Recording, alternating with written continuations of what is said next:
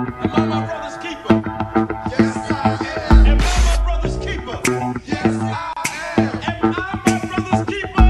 Yes, I am. Brown Boxing, shout out to the LDBC. Don't forget to hit that like button and please subscribe.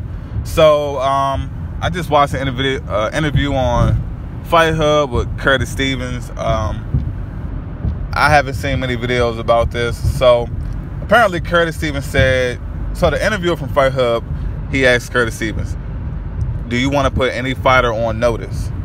And Curtis Stevens like, yeah. He said he won Charlo. He said he won Charlo at 154. He'll go down for that fight. So obviously, you know, he's referring to Jermell Charlo, not Jermell Charlo, that's currently in his division at middleweight 160 pounds. Now, some people, if they're not really too familiar with Curtis Stevens, if you are, then, you know, this is obvious. Curtis Stevens, he's a short guy for the middleweight division, but like he's thick. He's a thick, stocky guy, like something like a college running back, if that's how you want to describe. He's a real thick guy. He started his career off at fighting at light heavyweight, and then he went down to 168. Then he went down again to middleweight 160. Now he's talking about moving down to 154. Now, I mean, him, you know, for a guy at his age, moving down as he progresses in his career, multiple divisions, is something definitely unique that I've never really seen. But it is what it is. Actually, I think it's a good call out. If Curtis Stevens can make this weight, he can make it comfortably. He can be in shape, ready to go. I think he will be a good addition to add to the this junior middleweight division. I think it's a good addition because it kind of throws some things in the mix. If I'm not mistaken, Curtis Stevens, he fight on HBO. So I'm just trying to figure out, how would things go if Curtis Stevens had the opportunity to get that WBO title after Cotto gets a batter boxing? I think it would throw some hot sauce on it. It would spice things up a bit. But him calling out Jermell Charlo, my take on it, it's like, I think it would be a good fight. I think the size difference in the fight, because I know Curtis Stevens, he will definitely rehydrate, and he'll be a lot heavier than Jermell Charlo. Him being knocked out by David Lemieux in his last fight,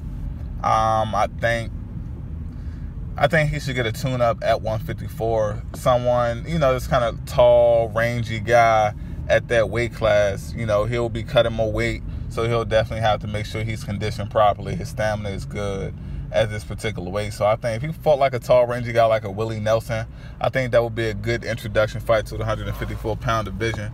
And then after you defeat the Willie Nelson, if you were to defeat a Willie Nelson, that will put you in a position to potentially call out Jermell Charlo, and maybe Charlo will say, okay, he'll take on Curtis Stevens for one of his voluntary defenses.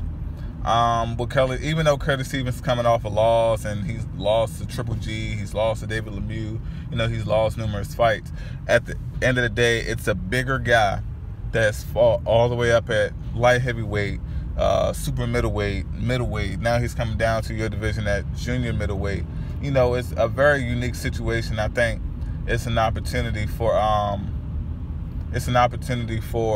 Jermell Charlo to gauge what he wants to do, especially when it comes to him making that decision. Does he truly want to make that jump to middleweight at this point in his career? I think Curtis Stevens would definitely be a good barometer test when it comes to him making that final decision if he wants to leave out the junior middleweight division. But when it comes to the fight, I feel like the fight would definitely be entertaining while it lasts. I definitely think it will be a knockout in that fight. I mean, a guy coming from light heavyweight in the beginning of his career, I'm sure Curtis Stevens got some crack.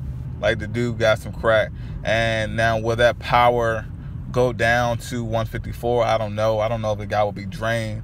Like, Curtis Stevens, like, he has, I don't know if it's a natural build. I don't know if it's or him because he lifts weights, or it's a combination of both. But I truly believe Curtis Stevens has a frame where, if old age isn't a factor and age doesn't negatively affect him, I feel like Stevens has the frame to go down to 154 and be cut up, you know, like a Willie Monroe, honestly. And I feel like he would look conditioned, he would look fit at that weight, but I don't know how he would feel at that weight. That's something we'll just have to wait and see.